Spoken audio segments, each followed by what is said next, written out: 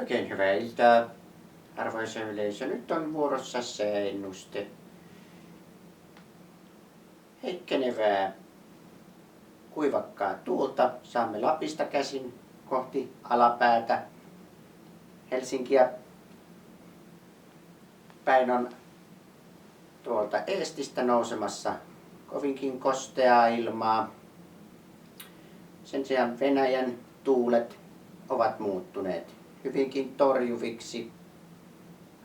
Sen sijaan Ruotsista käsin on vahvaa myskin tuoksua tulossa kohti Turku-Ahvenanmaan linjaa. Ja näiden odotetaan rantautuvan aivan tuossa huomisaamuna. Helsingissä kosteutta tuntuu riittävän nimenomaan tuolta eestistä tulevan kovan Boforin ansiosta.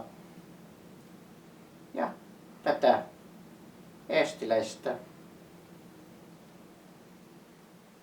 ilmavirtaa tuntuu Helsingissä riittävän. Pohjoisen kuivakka säärintama vaihtuu Norjan kautta Lofoteille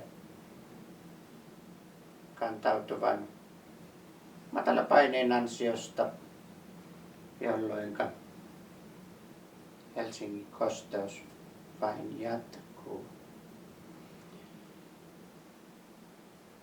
Tässä oli kaikki tällä kertaa.